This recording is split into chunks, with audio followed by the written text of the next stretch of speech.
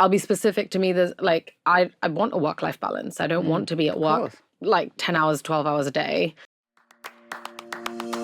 Welcome to the Be Well podcast, wellness backed by science, bringing you inspiring conversations to help you on your wellness journey to a healthier, happier you. Brought to you by Breast Cancer UK. You can start your personal prevention journey right now by taking our prevention quiz. Just click on the link in the show notes. Hello and welcome to the Be Well podcast. I'm Thalie Martini, CEO of Breast Cancer UK. Now today I'm going to be talking to an accomplished Ayurvedic zero-waste chef whose catering and wonderful smoke and lime supper clubs are renowned for her high nourishment Bengali vegetarian and vegan food. So this is really music to my ears because frankly at Breast Cancer UK we're totally obsessed with good nutrition and nourishing, tasty food because it's great food as well as really nourishing food is really important for helping reduce breast cancer risk. Now, my guest was raised in the UK with a rich Bengali heritage, and she developed her passion for vibrant flavors and spices early in her family kitchen. She trained alongside the likes of Asma Khan and Helen Graham, honing her highly unique style of traditional techniques blended with contemporary flair, and also offering authentic flavors through sustainable and environmentally friendly cooking. My guest's culinary travels and zero waste approach has seen her feature in British Vogue, Times of India, The Telegraph, who famously quoted her as an innovator reshaping perceptions of Bengali cuisine in the UK. This is all really getting mouthwatering. So it's time to meet the woman herself. Welcome, Sohini Banerjee. Thank you for joining me today on the Be Well podcast. Thank you for having me. I'm so pleased that you've come to join us because we've got lots to talk about. But let's start with you introducing yourself. You're an accomplished chef and you've also worked under some greats such as Asma Khan, but other Michelin chefs as well. You set up the Smoke and Line Supper Club from your flat in Camberwell with your husband in 2018. And since you've become one of London's top supper club's hosts. And we were also really fortunate last year because you hosted a supper club for us during Breast Cancer Awareness Month in 2025, which was brilliant. But let us know, first of all, what made you decide to go down the route of supper clubs rather than restaurants? Gosh, so when I started getting into the food world, you mentioned Asma Khan. She was a really good mentor for me back when I was in my early 20s, just left university. I was working in a corporate job at the time. And I think I saw what the world of supper clubs look like because honestly, if you're not living in London, you don't really get to see that very much. You know restaurants and you know cafes and that's pretty much the end of it.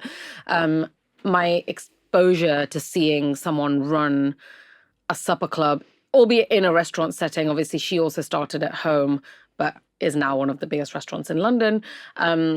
It was, just quite eye-opening. And I think for me, I've thought about this and I think there's that element of performance as well as hosting, as well as food. And I think for me, that works really well. In a restaurant, you wouldn't get to do that, honestly. I would probably be in an office somewhere, looking at Excel sheets and emails and managing everything. Whereas in a supper club, it's very hands-on and it's me and my food and my creativity. So there's a very direct kind of line I get to my customers, which, I think in a restaurant setting is just quite challenging. You can't do that. Yeah. And I suppose it's more personal. It's so much more personal. You're more engaged directly with the people who come and dine. Yeah. And so supper clubs, you say a lot of people aren't familiar with it. What is the basic principle of a supper club? I will say this, I think in London and New York and Paris, they're like the most established homes of supper clubs. It's been around for way before I even knew what they were. So the likes of Rachel Khoo started hosting people in her home, like tiny, like 2 tabletop kitchen. And so that was my first like reading of what a supper club was. But essentially you come to someone's home. It may not be their home anymore because a lot of people don't have these big homes, but you come to like their personal space in some way or form and they cook you food and you obviously pay like a ticket price for it. But it is very different to a restaurant because of the personal situation. It's a lot more up to the chef what you eat. And I think it changes a lot more because it's the kind of reins are with one person. So yeah, I think that's the basic premise of a supper club. You come to my house and I feed you. Yeah. And it's much more kind of mysterious, exciting experience for the people as well, because you're being hosted by the chef. You also know that everything's going to be cooked from scratch and fresh, which is, sometimes not the case in a restaurant. So, really authentic and nourishing experience as well for Absolutely. the guests. I think there's no way, honestly, and I think about this quite a lot, there's no way of replicating that in a bigger business model. It doesn't make sense financially, logistically, but in a supper club it's contained. And it is a lot more immersive as well. There's a lot of things you can control in a supper club. So I don't know, from like the lights and the music and the environment of my flat, let's say, it's much more in the hands of the chef or the host or whoever it is doing it. It's sometimes not the chef that will host the evening. Sometimes it is. So I've always done that, but there are also supper club hosts. They'll cook and someone else is hosting. But it's a very immersive, cozy space that I think should be treasured, honestly, because it's hard to come by spaces like that in a very busy city. Yeah, definitely. And as you say, it's actually not novel because it kind of leans on the traditions. Like in the old days, people would open up their front room and bring people in to have soup or whatever traditional food was available. And that was normal. And then we kind of lost touch with that. So it's bringing us back in touch with does. that. I mean, obviously there is a ticketing element to it. Yes. So it's not... I think there probably was back then as well. It was a way to make an income. Yeah, to make an income. And also, I think this sort of thing works in very big cosmopolitan cities, right? Unfortunately, I don't know if it works in a very small suburban, rural place. Like, not to that level because you don't have that many people coming through. Yeah. But I think that's the fun of it. But no, there is a ticketing element of it. It's, obviously I have to make my income as well. Of course. And when you hosted it for Breast Cancer UK, those tickets were also, the proceeds came to Breast Cancer UK to support our prevention work, which is amazing. So a little bit more about you. Now, you were born in Calcutta, is that right? Yes, I was. Now, I am told that Calcutta's known for its very strong matriarchal culture. So maybe you could tell us who has been your biggest female role model. Oh my gosh, I've got too many. If you know anything about Bengali women, they're all very strong and powerful and opinionated, which is great. So honestly, probably it has to be a combination of my mom and both my grandmas. Genuinely, they're all very different personalities, but they've all been very pivotal in how I do things, how I cook, how I think creatively. And also mainly with my mom, who moved to the UK, obviously as like a young adult with a child to support my dad working here, to have brought me and my brother up in this like incredible way, supported us and fed us so well. Genuinely, I was so well fed. So it has to probably be my mum. Wonderful. And it sounds like your mum she's a strong lady. She's a strong lady and she's got a lot of talent in the kitchen as well. Oh my gosh, very talented. I don't think I can cook half as well as her. Lucky you. What a brilliant way to be brought up. So we talked about the fact that you supported Breast Cancer UK's fall supper clubs last year. Again, thank you so much. It's so brilliant to be able to bring good food to the table, all for a good cause, but also to help people understand how to prevent breast cancer, because great nutrition is part of that. But it's not your first foray into health. Before you trained as a chef, you actually gained a master's in health economics, I understand. So have you always been passionate about health and prevention? You know what? Yes. And it's maybe something I wasn't even thinking about, but it was there in the subconscious. So my dad's a doctor. I grew up honestly being surrounded by doctors, and I think this is quite like a Bengali demographic as well. There's a lot of us in the UK who work for the NHS. And I'm maybe the anomaly in this situation, genuinely, that I've started my own business and I'm now a freelance chef.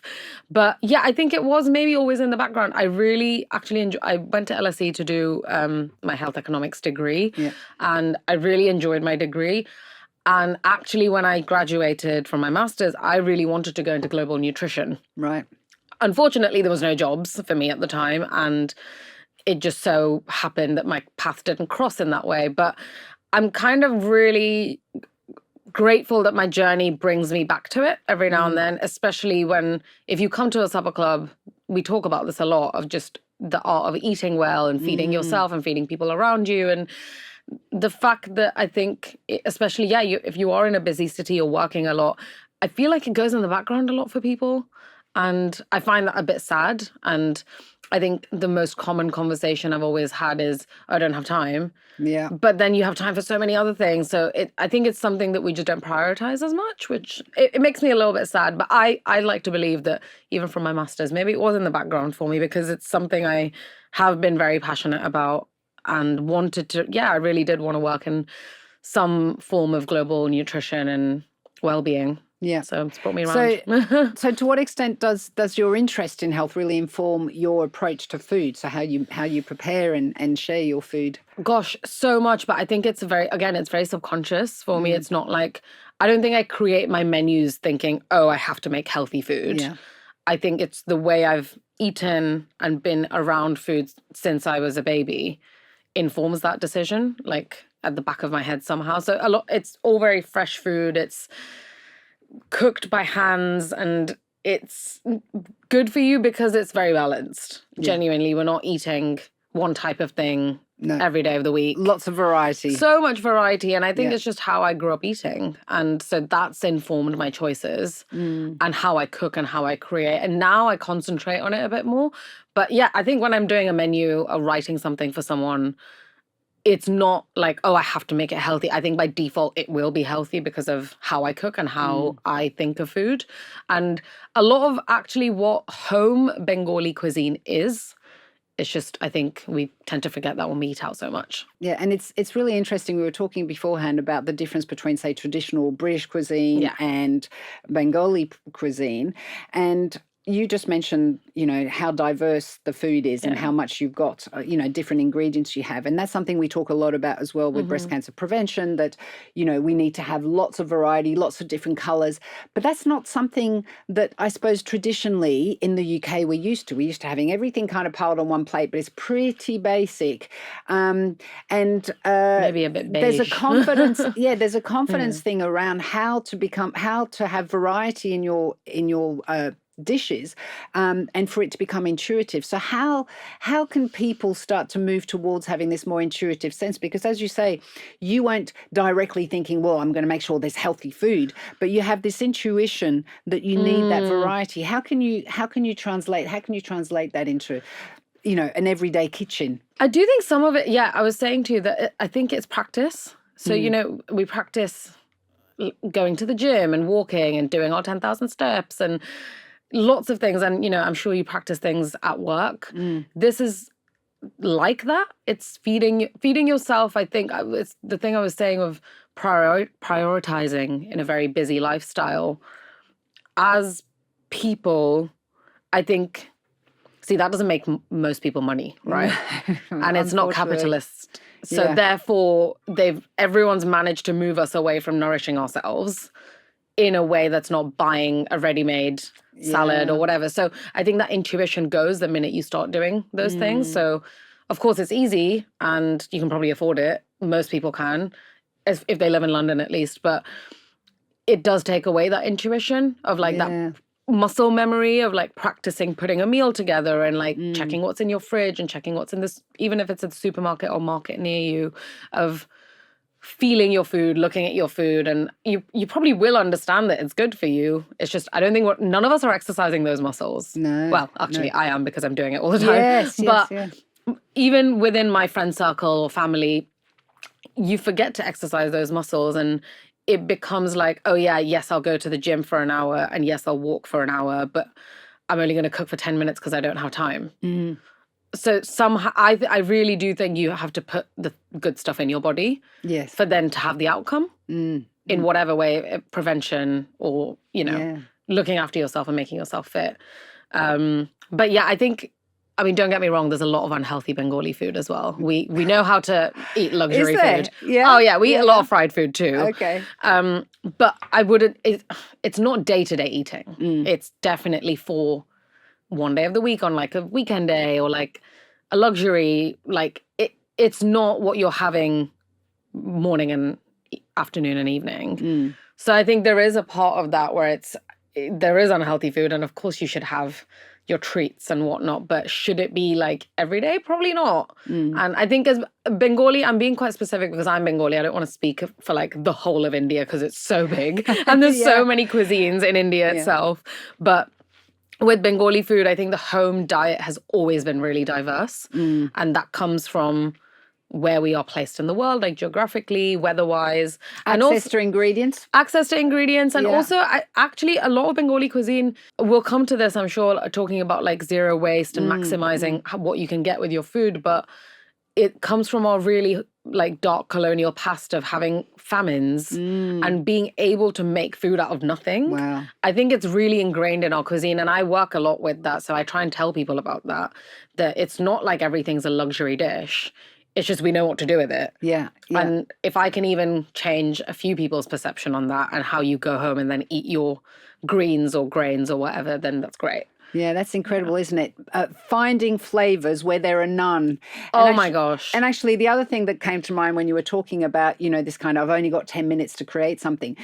That's where the kind of ultra-processed food comes in, because it comes packed with flavor, but then there's no variety. And in order for fresh food to have flavor, you need that variety. Yeah. There is also a lot of, like, overall Indian cuisine and Bengali food. A lot of it, our mums and aunties and stuff, it's not like it took forever.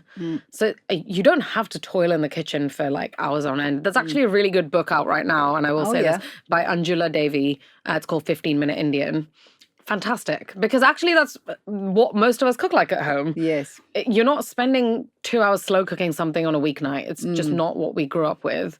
No. But I think when people do think of Indian food, South Asian food, they think it takes forever, so they don't make it as much. But there's a lot of food you can make within 10, 15 minutes, genuinely. It's just you have to exercise the muscles. You do, and get a bit more confident. Feel a bit more confident and be prepared to get it wrong. Yeah, and it's fine if you do. You can just add some lime and salt at the end and eat it. That's right. Those little tips to help with flavour. So your heritage comes through in your dishes, actually, and you pay homage to all the Bengali roots, and you also take influence from your global travel. So you've moved around a lot, as well as your British upbringing. And so tell me, do you think food can cross borders, and also to help us find that common ground with different peoples and different cultures? Yeah, goodness, yeah. I don't think food would evolve if it wasn't crossing borders. Most of the cuisine in Calcutta, and again, I'm going to be specific because I'm from Kolkata, it came because of, trade and migration, and that's how, we wouldn't have potatoes and chilies actually, if the Portuguese never came to India. So before that, we didn't have that. So food has to cross borders in order for it to like develop and create subcultures. And I think a lot of actually what I cook, I wouldn't say it's traditionally Bengali either, because I've grown up in the UK. So a lot of what my mum cooked at home was using British vegetables and things that she could get around her. So I think actually that's a really good thing about specifically Bengali cuisine. It's really adaptable. Right. It's extremely adaptable. Like you can make a lot of things with substitutes that you might not think of. Yeah. And that's probably a skill I feel like I've honed a lot more. But what are some examples of substitutes? Oh my God. I mean, there's a lot of different vegetables that you just wouldn't get here, but you can substitute it with British. You don't have to go to like an Indian shop an hour away from you. Yeah. So if I've got a courgette in, perfect. Because I always think of courgette as being very European, not particularly South Asian. So there's a vegetable so Bengalis eat a lot of gourds. It's a family of vegetables. There's a lot of vegetables within that family. We eat a lot of those in Calcutta, and you get them, right? You get all the varieties. Here you don't get all the varieties. Right. Although in London, I hate to say, you will because there's enough shops. But a courgette, my mum used to use it to make this thing called lau chingri, which is a very Bengali dish. Lau is a gourd. It's like a big bottle gourd. But she'd substitute it with courgette. Right. And you add little prawns into it. Or you don't have to add the prawns, but it's some nigella seeds, cumin seeds, mustard oil, salt, and turmeric. That's it. And you just stir fry it a bit in the pan and you can have it with your rice. It's delicious. Oh, and it genuinely does take like 10 minutes, probably less. Yeah. So there's a lot of things you can do with things that are around you without having to go completely out of your way and out of your depth to create. I just think you need the arsenal for it. You need someone or a book or some videos. There's a lot of amazing content out there now. Yes. That will teach you to including your content. Including my content, because I love making that. I don't do as many recipes. There's a lot of amazing recipe content, obviously. But I think once you start like doing it very often, you will become used to it, because that's only natural. But you have to, again, repeat it in your routine. Yes. You can't do it once a month and expect to be good at it. No. Yeah. So you probably have to get those vegetables, get some spices, and then you can experiment with it yourself to get better. Actually, the 15-minute Indian book would be great for that. So you get that and go through it, but then keep repeating it, and then eventually you'll become confident in exercising. And then you could even experiment yourself with different flavors. Exactly. Whoa. Yeah, because I've then you done know that what a lot, works. and it doesn't always work out.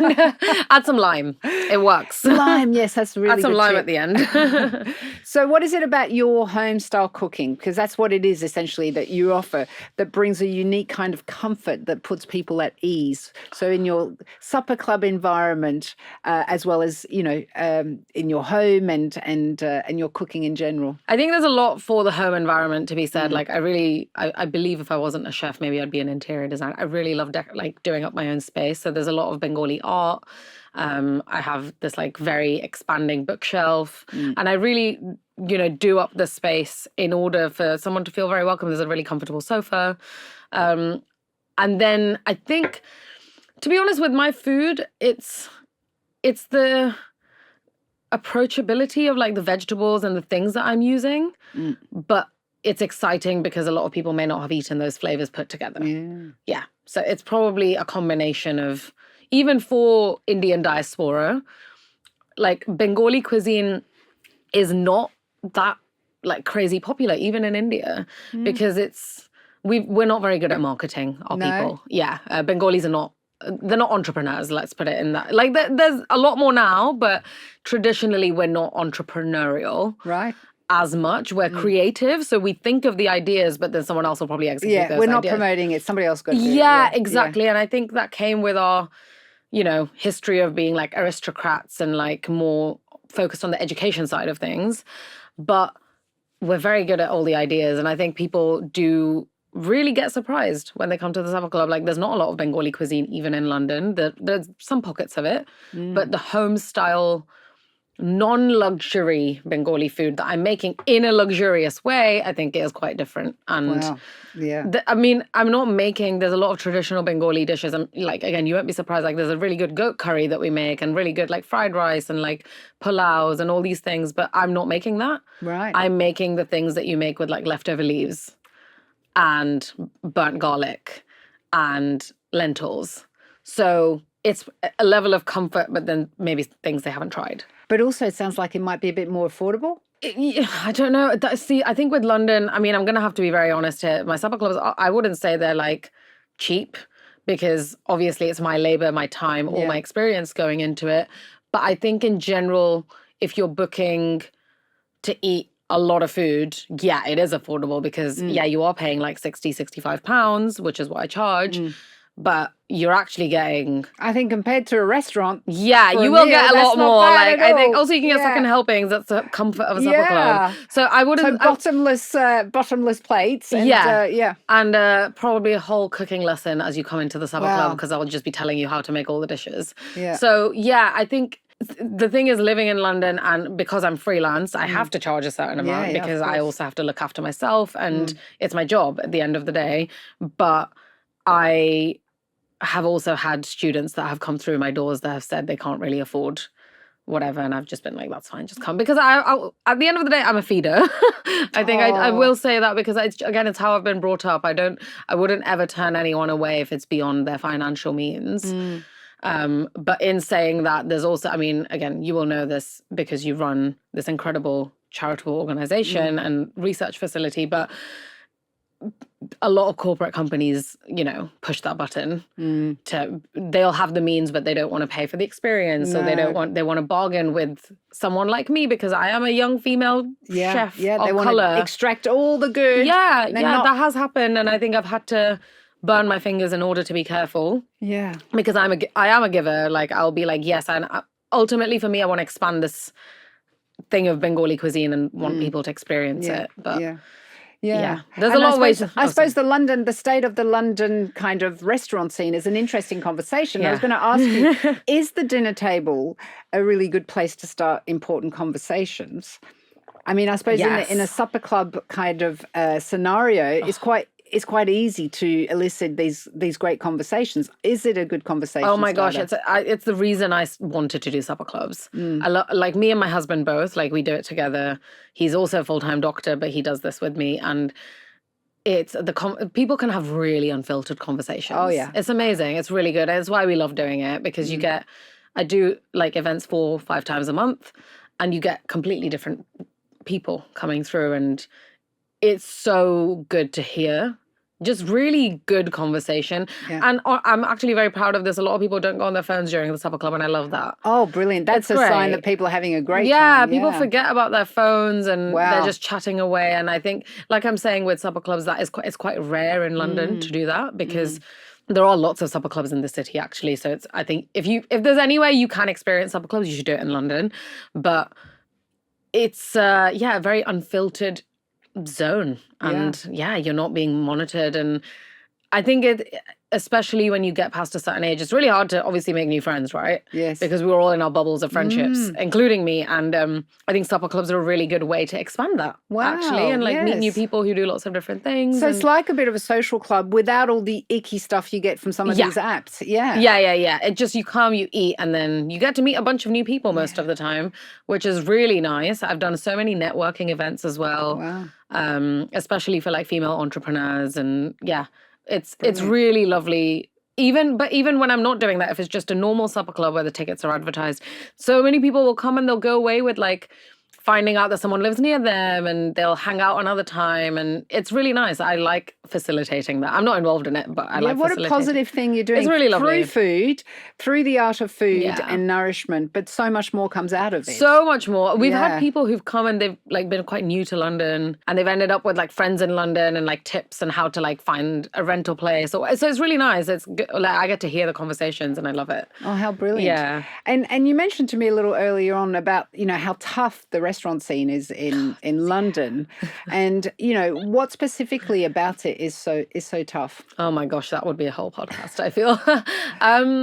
It's pretty cutthroat. I think the rental situation for small businesses in the city is tough. It's really tough. Without burning yourself out or using up all the finances that you might have saved. I don't think it's very encouraging for small businesses in this city to open a place, let alone to sustain it. And I mean, again, people won't talk about this enough, but you really don't make much money. No. Even as an employee, I've worked in so many businesses. The pay is bad. Like, genuinely, it's bad. And it's not sustainable for most people unless you either have the means or, like, I don't know, you're working so many hours that it doesn't matter. But I'll be specific. To me, there's like, I want a work-life balance. I don't want to be at work like 10 hours, 12 hours a day. And hospitality is like pretty physical, grueling work. You're on your feet. You don't really get much breaks. You're not eating very well as chefs yourself, actually. And I know every chef that if they listen to this, they'll agree with it. Like, chefs really don't eat very well most of the time because you don't have the time to do it. You don't have the time to do it. You're eating like kind of, mostly fried bits or like, whatever's left. And it's really sad because I've been in those situations. And the time in my life where I think I was the most unhealthy was when I was working full time in a restaurant. Oh dear. Because all I was doing was eating like really rich restaurant food twice a day. And it's great to go out and eat in a restaurant. I do it like twice a week, but if you do it twice a day, it's not going to be good for you. And I felt the effects of it.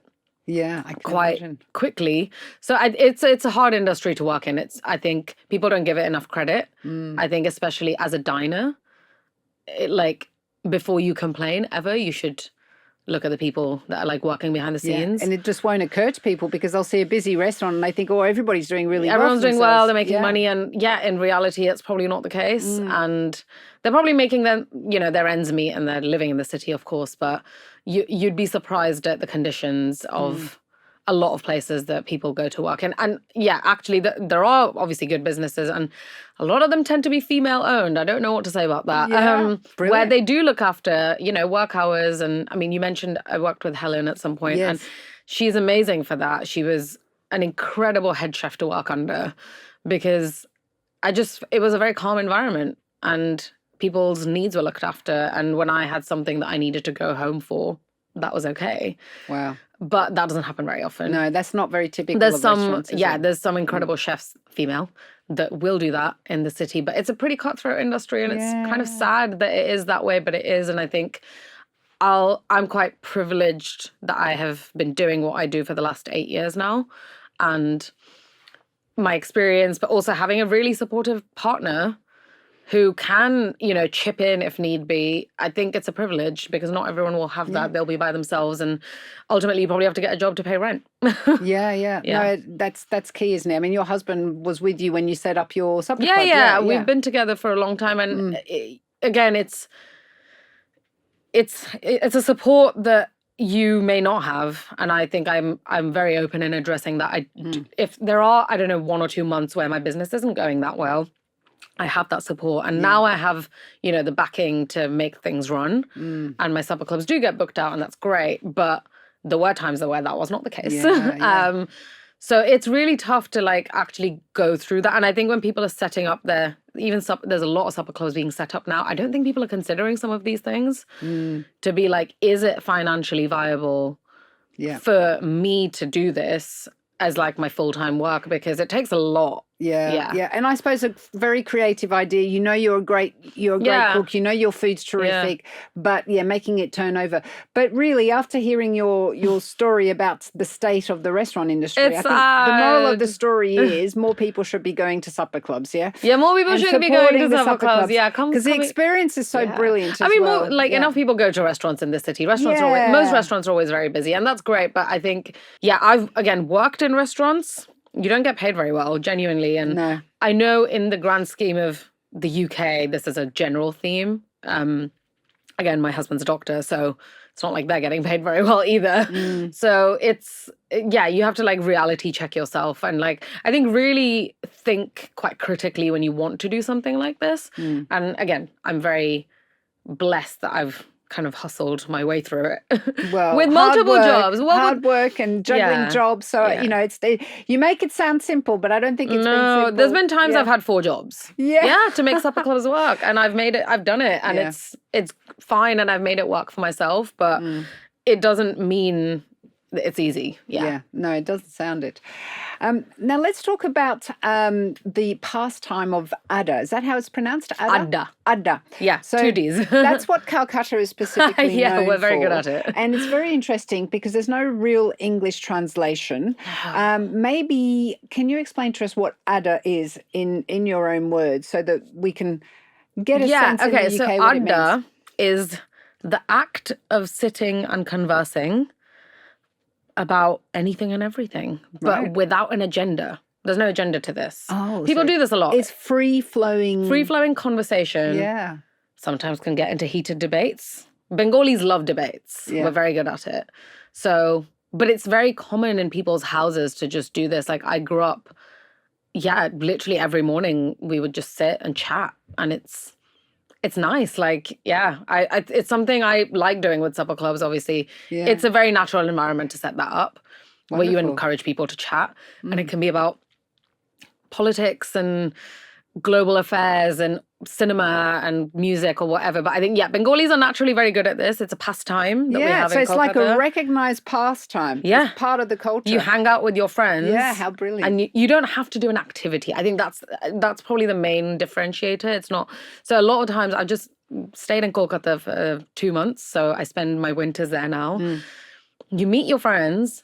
And it's not like you go, here it's very, you go out for dinner. Yeah. Right? Or you do something. Everything kind of revolves around an activity. Yes. There's no activity, which is, I think, the key differentiator. You can just be we're meeting up. And you meet up, and I've had this with, I've got very close friends in Calcutta, and we'll sit for a whole evening and just chat. It's great. It's amazing. And there might be some food involved, but it's not like you're going out to eat all the time. I think people should just do it more. It's wonderful that you've kind of allowed a space for any kind of conversation to happen, and you've called it something, you've given it a name, and you said, actually, that's a pastime in and of itself. It is actually a pastime in and of itself, and I encourage everyone to do it with your friends. I think obviously a lot of people will do this naturally. I just think Bengalis are very good at naming it something, and it's without devices, hopefully. I mean, it's hard to do that now.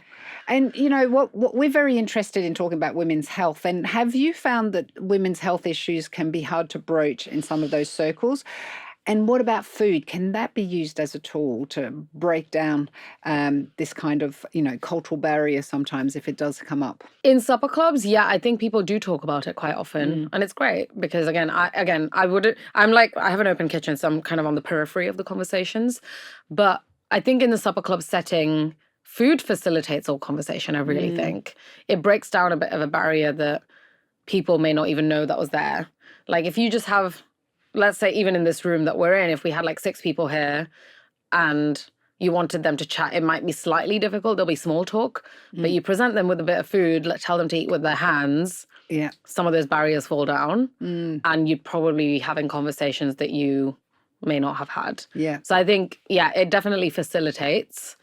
Which is why I also think like adda, like that kind of activity, it's very comfortable. It's not like there's no agenda. You're not looking for an outcome. You're not networking or you're not trying to build something. You're just chatting. Yeah. And there's things might come out of it. And that's... And so, all conversations are open, but what about women's health?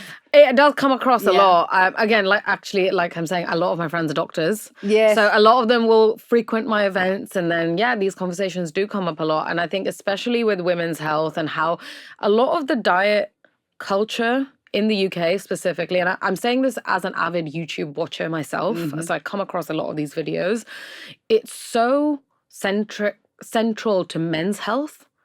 Yeah. Which I find a little bit alarming sometimes because I don't think people take into account like the hormones and the monthly cycles and just a lot of women's health topics that may not occur with male YouTubers. Genuinely. Well, it's no interest to them. So I think supper clubs, I've actually done a lot of female networking events I've hosted. It comes across a lot. I have a lot of friends who have PCOS, PCOD, endometriosis. Wow. One of them actually has just won, a landmark case. Really? In the UK for her kind of dismissal from Accenture because of her surgery from endometriosis. She's incredible. And she's been in loads of my supper clubs, and so it comes out. It's the conversations that gets the awareness. I mean, endometriosis is one area that we've known literally nothing about, but now we're starting to talk about it, and that means that so many more women can start to express, what their issues are, rather than keep quiet, which is what we've always done. 100%. Actually, even in some of these events, so like her name is Shonju Pal, she's literally been in Parliament this last week, which is amazing, speaking about endometriosis and women's health. And the supper club she's been in, obviously she's brought it up in conversation because she was going through the court case at the time. So many other people have then been like, oh my gosh, like I've gone through, but you wouldn't realize it otherwise in day-to-day life, right? And I think, supper clubs are a great space to facilitate that sort of thing. And I feel, blessed that I can provide that table, at least. Yeah. No, it is. It's a brilliant opportunity. Now, let's move on to the fact that your food is zero waste, which is really interesting. It's also seasonal and mostly vegetarian, but not entirely vegetarian. Yeah. No. Yeah. And so did this approach to cooking come naturally to you in terms of how you were brought up? Or was it something that you did consciously so that you could be, working with sustainable and plant-based food? A bit of both. Yeah. Like I said, so Bengali cuisine is it's like a masterclass of like zero waste, genuinely. And I think that's because of our history, because of colonial rule and famines and how our people have had to adapt and feed themselves. So there's a lot of food that are amazing dishes, but that's come as a byproduct of the horrible history that we've had to go through. And part of that is me, honestly, probably honing it and marketing it in a way that I think would sell in this current city. Because to be honest, when I started doing supper clubs, I didn't call it zero waste.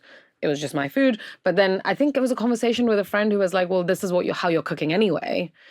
And it's a good like kind of way for people to know that this is zero waste and it is sustainable, and you can use very cost-effective methods of cooking to get these products. And now I talk about it a lot more because I've realized that not everyone cooks like that, genuinely. And I think I took it for granted that I did cook like that. My mom cooks like that. My grandma cooks like that. Both my grandmas. And most people in Bengal, in their home kitchens, that's just how you cook. So you literally use everything. You use everything. Yeah, it's very normal. So what are some things that people might throw away that you wouldn't? That oh my God. use? So there are dishes in restaurants now that obviously have picked up on these things. So potato skin fries is like a thing we love. It's not a deep fried, but it's like sauteed in the pan.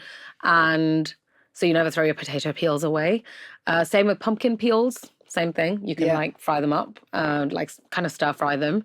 Another pumpkin peel just looks so tough, so people wouldn't even think you can to eat use it. It's fine. Yeah. And you just cook it down a little. You can simmer it. And that's going to have loads of fibre as well. It's amazing. Yeah. It's tasty too. One of my personal favorites is actually same with a pumpkin, butternut squash.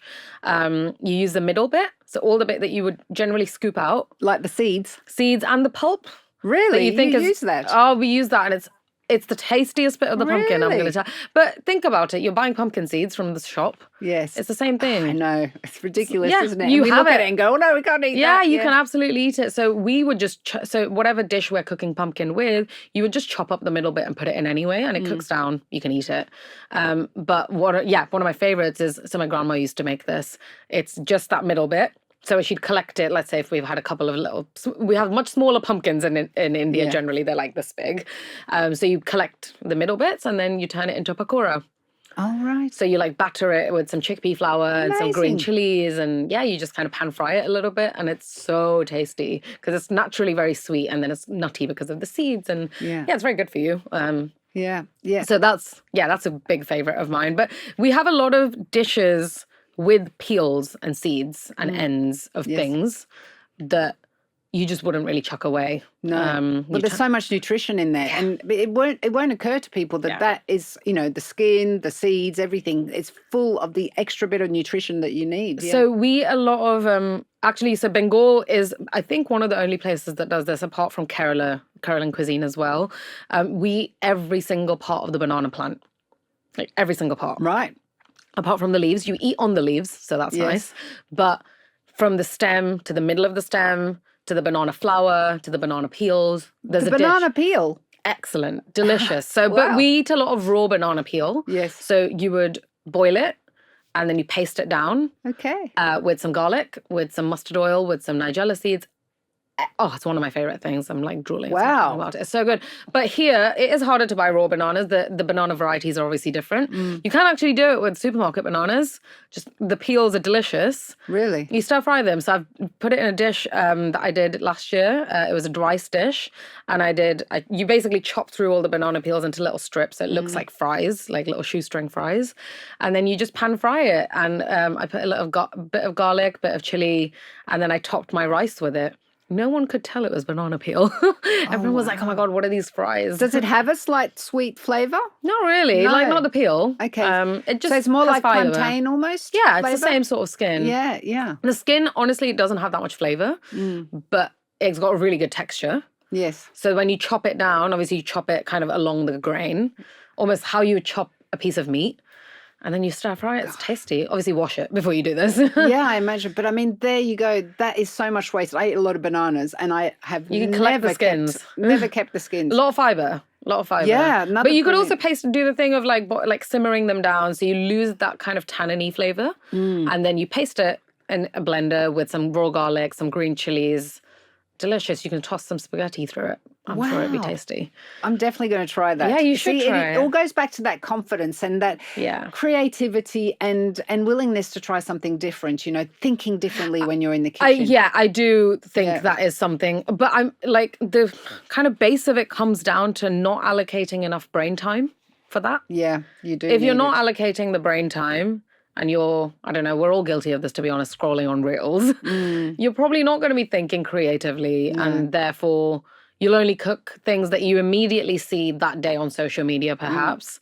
Or if you do open recipe books, which I think a lot of people still do, you'll make one dish from there and then forget about it for a month or 2 months. Yes. But if you regularly, I don't know, there's this act, and because when I teach cooking lessons, I tell people to do this, open your fridge, actually look at what's there. Think about it. Like, what can you make with all these things? And honestly, Google is great. Like, you can Google a lot of this stuff and be like, what can I do with this? I've done that a lot myself. And, I'll say that. There's a very good example. So in the last year, I've been really into having a juice in the morning. Right. Like freshly made juice, vegetable juice predominantly, because I like, I don't really love sweet juices. So I'll put like celery and, I don't know, carrots, ginger, whatever. So I'll blend it all up. You end up with all the pulp, right? Right. And there was a lot because I was having a juice every day. So yeah, I was throwing away a lot of pulp and I felt bad about it because it's all the fiber is in that. I literally did just Google, what can you do with leftover juice pulp? Because I was also kind of like, I don't know what to do. There's a few things, but Google did give me some options. I scrolled down a little bit and one of them was to make a bread with it. So use all that pulp. Wow. Use it as like, bread flour, bit of yeast. And that pulp obviously has a lot of liquid in it. So you don't need to add as much water. But that was a Google search. And then I didn't make the bread. But what I did do is I made crackers out of it. So I just tweaked the recipe. But then that's me coming into it being like, okay, I've looked at something. It's got my creative juices flowing. It's already got you thinking the right way. It's got me thinking. Yeah. And then therefore I can turn it into a biscuit dough, which I have done, and I keep having these juice pulp biscuit crackers, and they're great because they're so fibrous, and they're really tasty because all I've done is put a little bit of cheddar on top, baked it in the oven, and they're delicious. Yeah. But I think a simple Google search goes a long way. I think people don't do it often enough, probably. It does make a lot of sense, and it's a really good way to make more use of your food.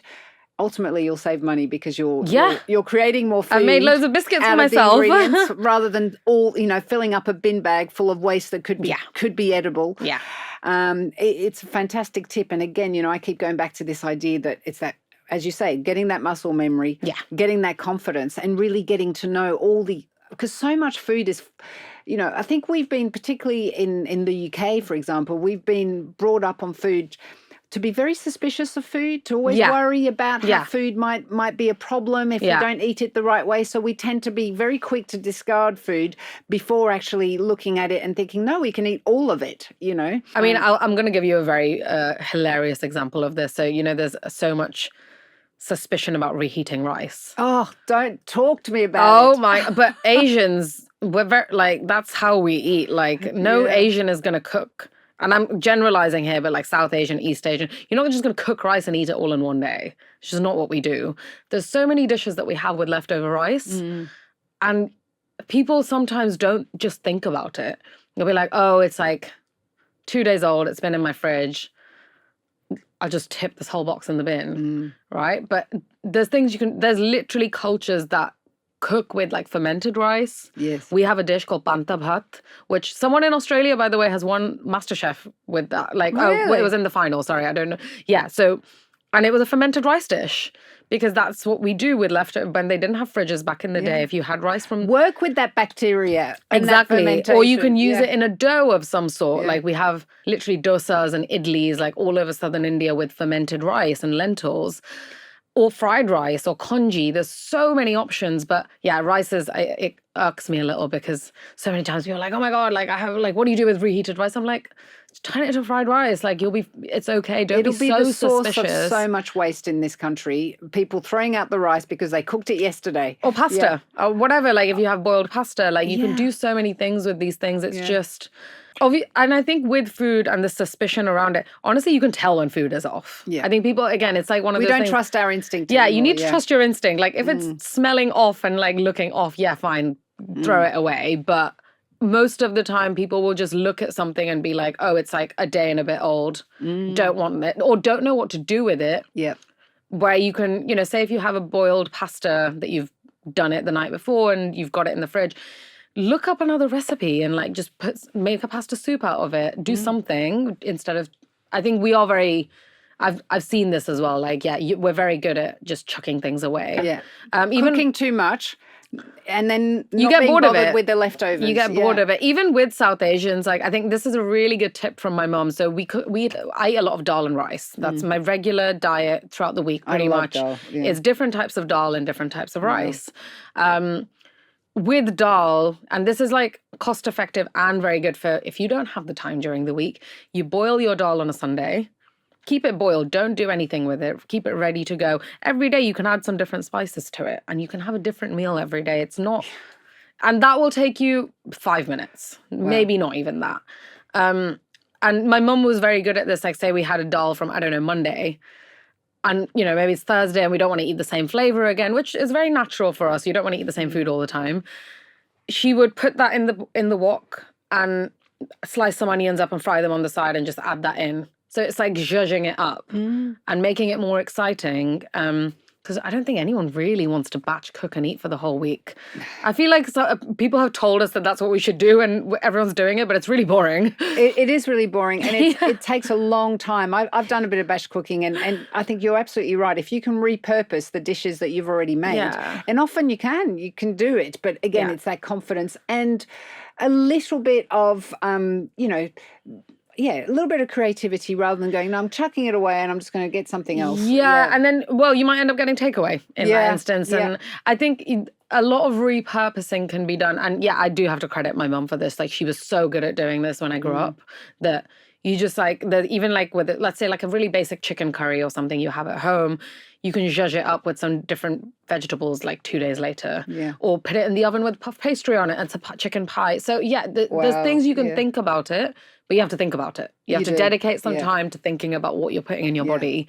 And I think that's where the trouble is. People are not dedicating that time at all. Well, you can't get into habits without doing it frequently. We've been told, even to be honest, the time I grew up, you've been told that food doesn't require that time and thought. You can just, it's accessible. You can get it from an app or whatever. So yeah, I think we've been told that it doesn't require the time. So people think, oh, it's a waste of time. And honestly, I have friends that are guilty of this because they have very busy jobs and whatnot. But if you're not dedicating time, you're not going to get the nutrition, in all honesty. No. And there's only so much you can get out of like supplements. And, you know, like everything you're talking about now really rings true when it comes to tight budgets as well, which is, 100%. Like a full-time occupation of concern for most people. We at Breast Cancer UK, we absolutely recommend seasonal and organic produce where people can, because it serves a couple of things. Firstly, seasonal food, you'll have a greater variety. It should be cheaper. But also, if you're able to have seasonal organic, it reduces exposure to pesticides, which can contain harmful chemicals called endocrine disrupting chemicals. And we talk a lot about that because we're concerned that they may also play a part in increasing breast cancer risk due to their interference with our hormones. But I mentioned key to people's preoccupation is tight budgets. Living in London or living in any city or in the UK, full stop, our budget's tight. And it's also cheaper to buy organic veg when they're in season. So what other recommendations can you share with us for keeping the costs down? You've already talked about a lot of ways in which we can repurpose food, but how else can we keep the costs down while buying fresh produce, sticking to the fresh food? I think the number one thing that I can say is build a pantry of dry ingredients, which won't go off very quickly. So spices are the best at that. Dehydrated fruits and veg are actually also excellent, and I don't think we use them enough. Right. The Chinese cooking culture is so good at this. I actually shop a lot of my stuff from a Chinese supermarket. Dehydrated okra to dehydrated radish. There's so many things, and they are a lot more cost effective because mushrooms as well. How can I forget? I use those a lot. So building a pantry is pretty key. So it might seem expensive in the short term, but you get so much use out of pantry ingredients. Like having a fully stocked dry goods cupboard can get you so far. So different types of lentils, beans, all these dehydrated goods that are available in London very easily. And then, Indian spices. And it can make, then basically what happens is during the week, you can just buy your greens. Like if you're just eating vegetarian food or tofu, tempeh, chicken, whatever you're buying, you then just buy the fresh ingredients. And you can buy it seasonally because you can go every week and see. Also, it's like looking in the supermarket of like what's on offer and what is maybe like not the most perfect looking thing, but it comes into season for like a few weeks a year. Spring greens is a really good example. It's something we eat very often. They're super cheap in every single UK supermarket, literally from like And they're March. so good for you. Yeah, literally from March to like August, they'll be in the supermarket. I think in most supermarkets, it doesn't cost more than £1 for a big bunch of spring greens. Right. And you don't have to make one dish with all of these spring greens. You can make lots of different things. Then you use that creative part of you and also play around with your spices. Genuinely, like you can make, a wok fry with it. You can make one of these Bengali pata batas that we call like the pastes with it. You can simmer it and paste it down. So I think the pantry is my number one tip. Genuinely, I think I eat probably about 5 different cuisines a week because of my pantry. Yeah. Because I've got, Korean ingredients, Japanese ingredients, Indian ingredients. And then I can play around with my flavors, but I'm not having to go shopping every week for those ingredients. You can buy them. They will last you for like 5 to 6 months easily. And then you can keep dipping in and out of those flavors. Yeah. And I think another thing is actually, pulses and grains. People need to... And they're so good for you. And you can do so many things with it. Yeah. And they are so cheap, as you say, that particularly, I think, a lot of people like to use, say, canned versions because, they're ready to cook and that's great. They're still cheap. But dehydrated is even cheaper. Yeah, and because you get a lot more out of it. You get a a lot more out of it. And I think some of it is a bit of prep. I think, so my number 2 tip would be prep. Yeah. A little bit of prep goes so long. Like I often soak things the night before. So pulses, dals, rice, like you can pre-prep it.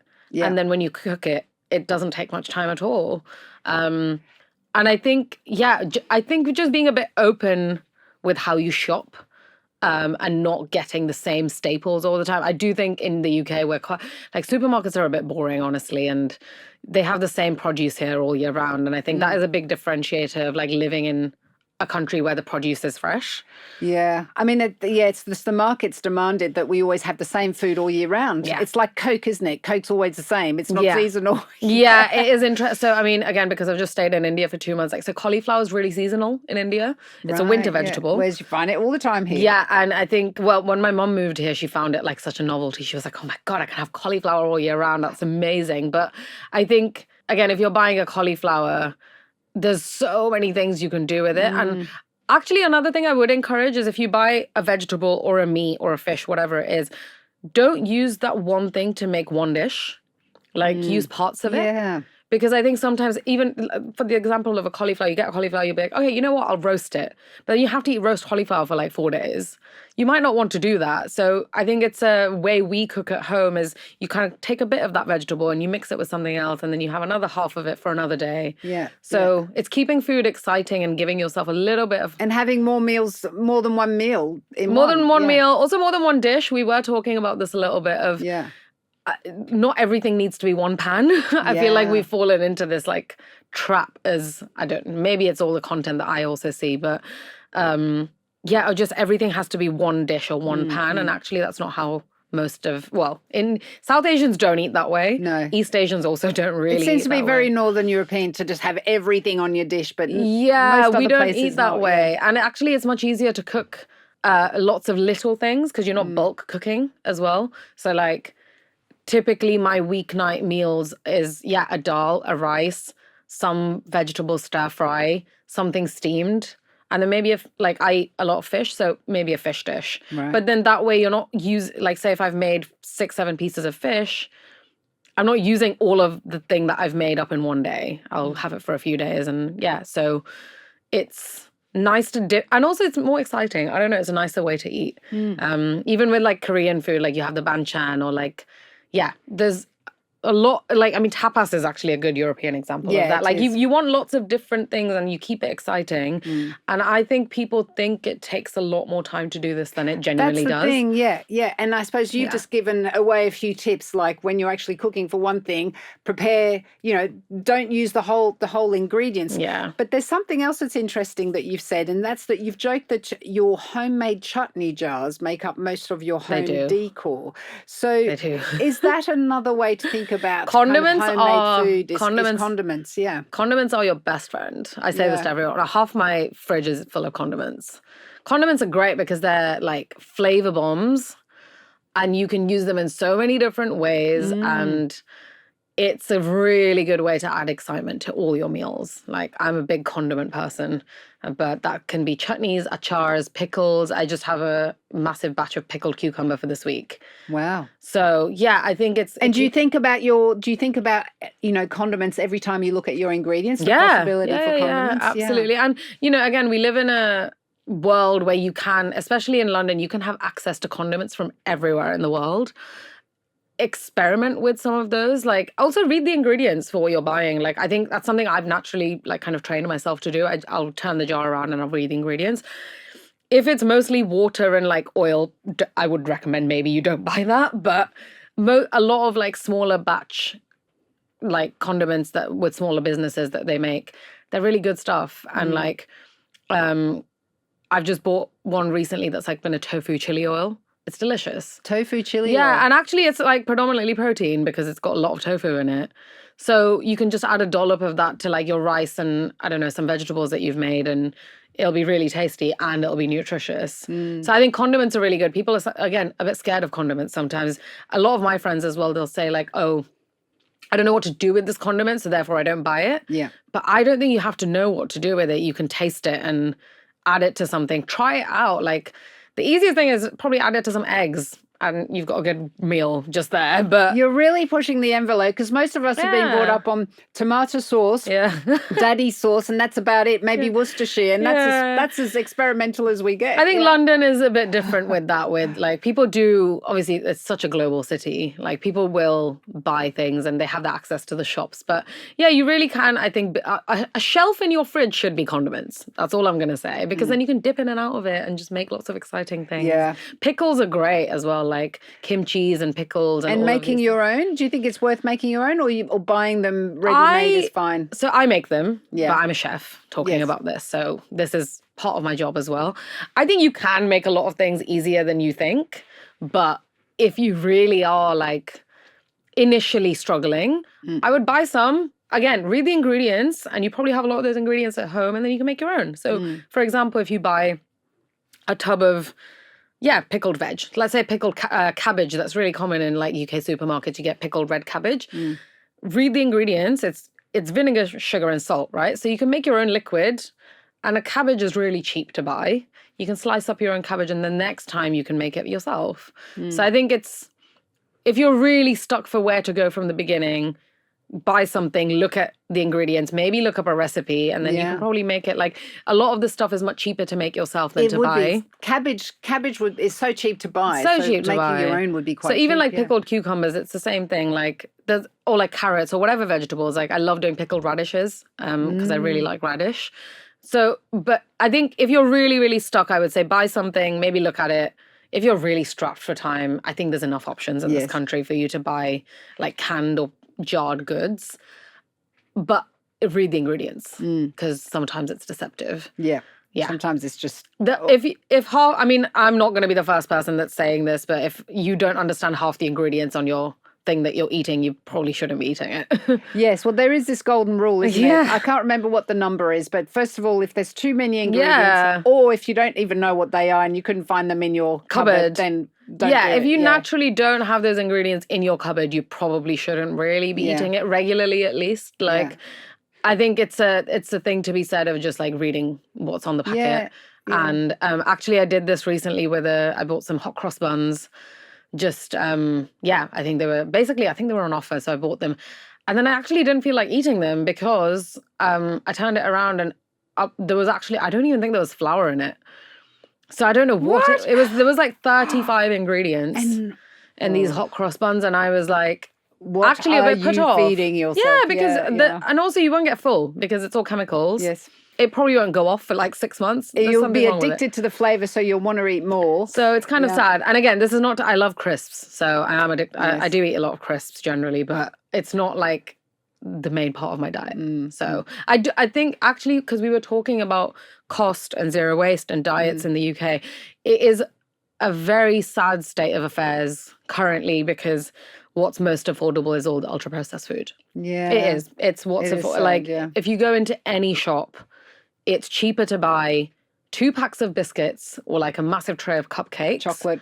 than it is to buy a box of berries. And that's not, Berries are so expensive. it's horrible. Blueberries. I love blueberries. Yeah. And also blueberries actually, you know, they when they're seasonal, it's better, but they can also have loads of pesticides in them and they cost a lot of money. So you're better off even buying organic if you can. And then the price is through the roof. It's really, so, and I think this is something I don't really have a solution for, honestly, because that's just the economy. And I see the area that I live in London has a lot of depravity. And if I go into a shop, a lot of the people who are doing their shops, they're going to be buying, cupcakes and cereal bars and crisps and all of that because it's cheaper. It genuinely is cheaper to buy that than fresh vegetables and fruit.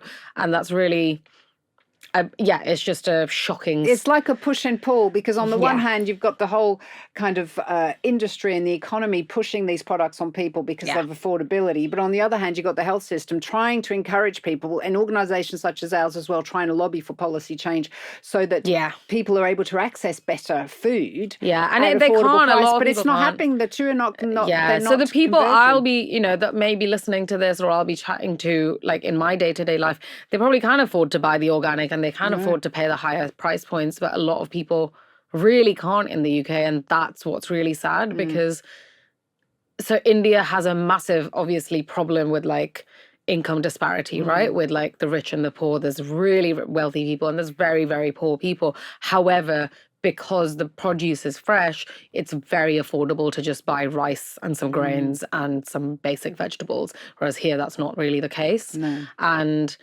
actually, with the example of like maybe berries or like certain fruits, honestly, I'd encourage people to buy them frozen. Yeah. It's much better. It's much, I mean, you don't lose the nutrition when they're frozen and it's a lot cheaper, isn't it? It's a lot cheaper. So I think cost effective. Something I always actually buy frozen is spinach. Right. Like the frozen pellets of spinach. Because then you get a lot more spinach You get so much more spinach. Yeah. And it's so much cheaper and you can still eat it. And even canned spinach is really good. Canned spinach tastes amazing. There's nothing in it. Just make sure when you read it, it just says it's water. Yeah, there's no salt. Yeah. Or if there's salt, maybe like rinse it out in the sink or something. But it's much better than buying it fresh sometimes. And it sounds counterintuitive to be like, yeah, it's seasonal, it's fresh, and that's what we should eat. But actually, there's a lot in the UK specifically. A lot of frozen, canned, dehydrated things are better sometimes for you than the fresh alternative, which sounds silly to say almost, but it is the case. I buy a lot of canned stuff. Yeah, definitely with the fruit. And, you can make smoothies and so on with 100%. those frozen berries and they're highly nutritional. So, yeah, those are definitely great little hacks because affordability, it's a question that comes up in almost every podcast conversation. Affordability. And no one's got a solution to the affordability. So we've got to find policy change. That's what we need. Like, that's right. We certainly do need that policy change. Absolutely. And we do, we've seen, for example, in the cancer plan that diet is definitely recognized as an area that needs improvement, but we need every element to come together, all the other policies to come together so that access to food can be affordable. And there's a lot of regulatory work that needs to be done there. So yes, lots of policy work. I think there is also this like thing of, we were kind of touching upon this of everyone's giving so many alternatives to how to get healthy, but not looking at the food as much. No. And it's, even with, obviously there's a massive protein hype going on. Yes, it is protein. Protein is the kind of... It's the thing. The star. I saw protein coffee the other day and that was very strange. I'm like, why do you need coffee to have protein? I don't understand. But anyway, I think it comes in cycles, right? A lot of this is like good and then it'll be bad. And I think the most important thing you can do is just think about, like, give yourself that time to think about what you're eating and most people will like regard cooking or eating as like a bit of a waste of time It is a very common phrase that we're all using. But the process is almost and probably as good as the outcome with cooking, isn't it? Which is what I started Yeah. cooking because of that, because Yeah. it's kind of instant gratification. You're satisfied. You're It's like full. an art form. You have to approach it like a Yeah. pastime and an art form as well. And I think like this whole agenda that has been like cooking is not like, it's a waste of time essentially. We need to reclaim some of that ourselves. Yeah. And like you're trying to make yourself healthy by taking powders and supplements and working out, which is all good, but you're not looking at what you're actually eating. Yeah, shouldn't you be able to get most of that in your food? Yeah. But we're very much leaning towards supplements, but that's a whole other That's a podcast, whole other thing. But I think the takeaway can be just think about your food a little bit more. Yeah. Exercise that creative muscle to like create food how you create other things in your life. And if, even if you really don't have time, you should get this book that I spoke about, The 15-Minute Indian. Definitely. We'll put that in Because our show everyone notes, has 15 minutes and then you have 15 minutes to eat and it's then you'll one get episode. all the protein, all the Yeah. fiber you need, and it's but yes, it is really interesting that the current obsession with protein, and I often think, well, surely you can get a lot of protein in your food. But let's move away from food. Yeah. I'm also told that you're very interested in thrifting, Yes. and actually, it's something that we also have an interest in, because buying secondhand where possible, it can actually be better than buying new products, because the secondhand products are less likely to contain some of the chemicals that we're concerned about, such as flame retardants, I didn't which know that, we actually. find in lots of new furnishings, for example. And the concern we have around flame retardants is a bit like what I mentioned earlier on. Some of them are endocrine disrupting chemicals, and exposure to those may increase our breast cancer risk. So if we buy something secondhand, it's less likely to have those chemicals. So that's one really good reason for thrifting. But maybe you can tell us about what the benefits are from your perspective, from buying from, say, charity shops and buying, secondhand products. Oh my gosh, everything. I don't know. Yeah. I spend most of my time like thrift shopping. Yeah. My entire outfit today is thrift. Really? So yeah, including the earrings. So yeah, I am a big advocate. Me and my husband both, like we really, it's like an activity that we do most days when we're out and about in London. We'll go into like different charity shops, or most of our home decor is thrift, apart from very specific things I've got from India maybe, but it's not only is it fun, but it's also better for your pocket. It certainly is. And you're yes. also donating to good organizations, hopefully, and you're recycling. you're recycling. And Yeah. I think, to be honest, I don't know if people in London need to hear this as much, because I think we're all, because of the cost thing most of the time, I think we are all very good at thrift shopping here. Most of my friends do charity shopping. But especially when you're like moving into a new flat, it's so good to furnish your place with thrift things. There's enough charity shops in the city that no one needs to go to an actual shop again. I do believe. I've also volunteered extensively at charity shops, and the amount of stuff you get coming through, I don't think we need to produce anything. No, it's so true. It's really quite scary sometimes, the amount of stuff you get to see. And actually, even in India, so in Calcutta, this is becoming a little bit more of a thing. I hope it becomes more of a thing. There's one really good thrift shop now, but I only found this out last year. So there's a lot of these street stores that have, very assorted clothes. They're super cheap to buy. And this is with clothes in India generally being cheaper anyway, because a lot of it's produced there. And I remember asking one of the stall owners, where does this all come from? Because there was a lot of jumpers and jackets, and it's all landfill. So they've reclaimed the landfill. Well, that is brilliant. It's brilliant, but it's also scary to think how much gets sent there. It's Yeah, all I the can stuff imagine. from, so this guy told me, and then I've asked a few other people since, it's a lot, it's all the stuff from Canada, US, Europe. All the junk, all the good quality clothes. Yeah, that doesn't even sell in charity shops here. They'll go and dump it in Asia somewhere. And a lot of the cities do reclaim it and they'll sell it. And a lot of people need that affordable clothing. So it goes. And even, to be honest, I technically can afford more than that. But even I found some amazing pieces. I've got this amazing vintage jumper that is like actually wool. Yeah. And I bought it for the equivalent of like 50p. And it was, it would have ended up in landfill. So I think, there is, in London it doesn't really exist, but in India there is definitely some taboo around secondhand and thrifting. But I would encourage everyone to thrift. It's funny because Go I to think it is charity a shop. fashion thing. It comes around in cycles, you know. Yeah. But this idea of buying clothes that have come out of, they were purchased in Canada, worn by someone in Canada, then Oh my put in the gosh. bin and then sent over to somewhere in Southeast Asia, put in a landfill, then someone's pulled it out and then repurposed it. You know, that's circular economy.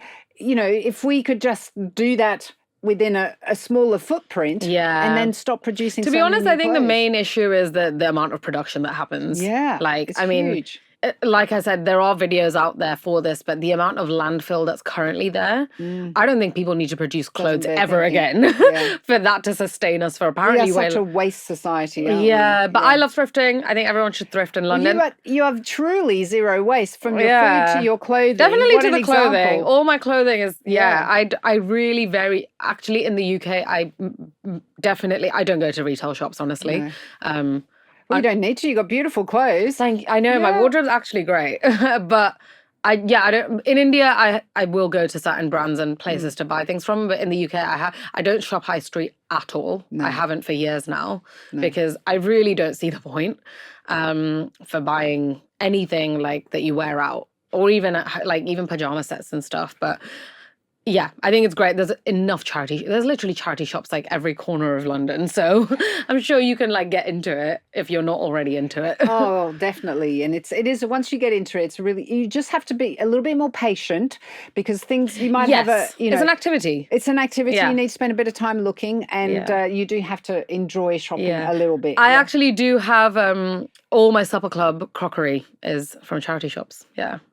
Really nice. Yeah, so I get asked a lot of times for like the link for like the play or like the table, and I'm like, it's from a charity shop. Like I don't have a link. That makes you truly unique. Yeah, I mean, my tableware is something I'm really actually quite proud of, but it's years of like collecting and like spotting things in different shops. I am that type of person that will go for like a meeting an hour away from my flat. I'll pop into a charity shop and I've seen a plate and I've bought it and I've carried it around for the rest of the day. Yeah, but I think you just have to be thinking like that all the time, finding those opportunities. To just like get something. So yeah, all my supper club crockery is thrifted. It's not bought from a shop, which is really nice. But yeah. So you've talked a lot about, some wonderful examples of how to do things well. So being, no waste, great ingredients, all these hacks, and of course, living very well. But I'm now going to move on to a question that we ask everybody. Okay. And I'm sure you've got one, and I think you have mentioned one.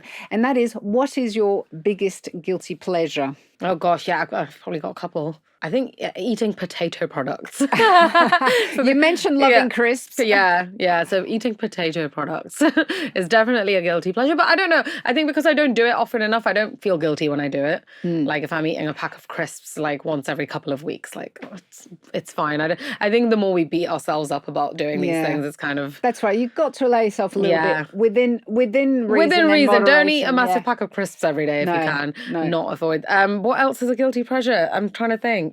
You're pretty good if that's it. No, I'm pretty sure I have other ones. I mean, honestly, probably like scrolling on YouTube.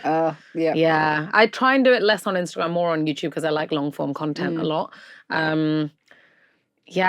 Honestly, probably charity shopping. Yes. I'm a bit of I would say I'm a shopaholic, but from charity shops. Well, that's not so bad because, at least I'm donating. You're donating and not wasting.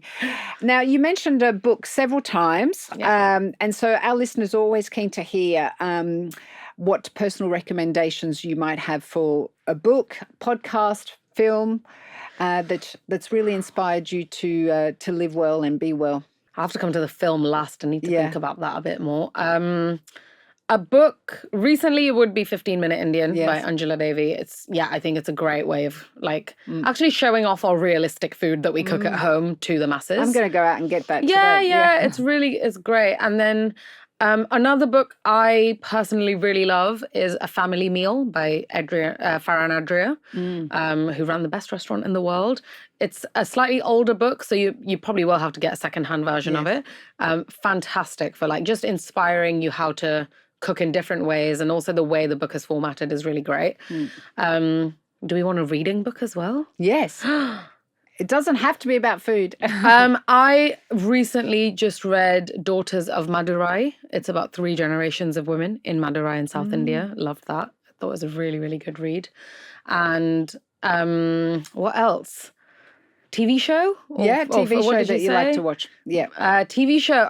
Honestly, I'm actually watching Apprentice at the moment. After years, I used to watch it back in school, and Right. now I've like got back into it. But I feel like I'm kind of hate watching it because I'm like, oh, like this is like I can't believe this is still.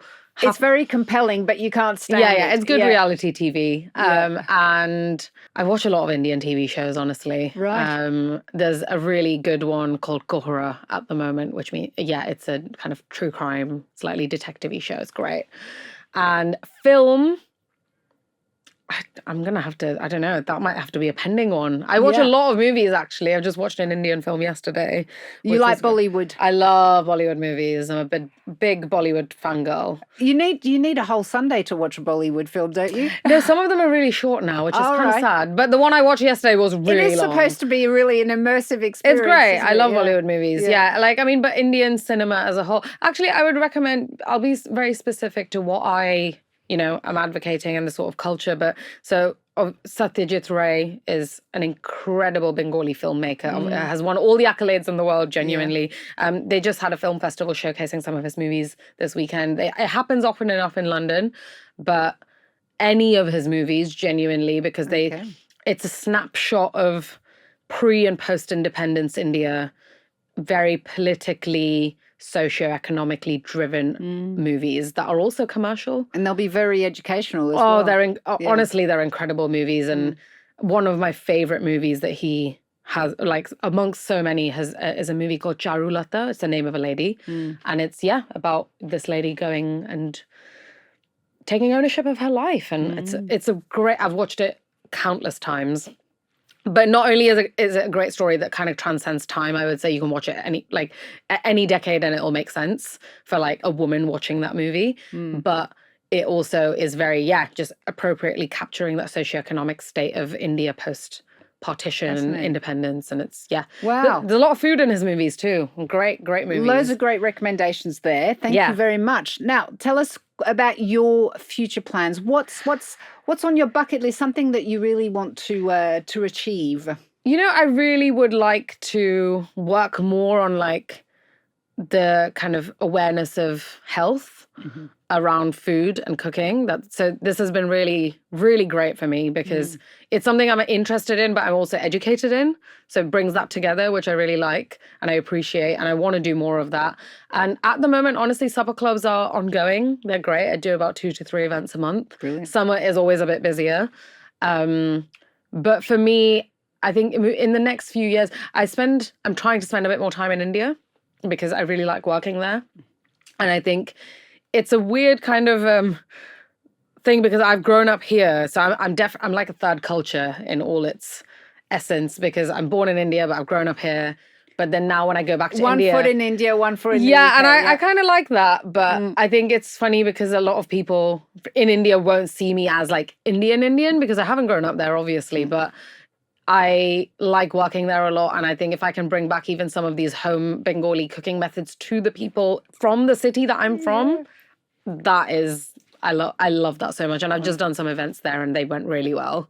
Great. And I got some really good news articles out of it, which was great because they were also in Bengali, not in English, which I really appreciate more. It's great, isn't it? Getting recognition in your home country. Yeah, and also by the people who eat this food. And there's... What a... that means a lot. That means a lot to me. Yeah. And I think so doing a bit more of that and then continuing doing supper clubs, I think... I do like having a work-life balance, like I've said. So it's not like I want to be taken over by work constantly because I think it's also good for me to section out like my creativity for myself a little bit as well. So how can people find out about your supper clubs? Okay, so I have a website, which is literally my name. So sohinibanerjee.com. That's my website. So all my events and stuff are through there now. So there's an event calendar. There's all the bits that you can, there's photos, there's everything. And then Instagram. Honestly, I actually really love And making. you've got beautiful photos. Yeah, on I love Instagram. making content. A lot of people think I'm a full-time content creator. I'm actually not.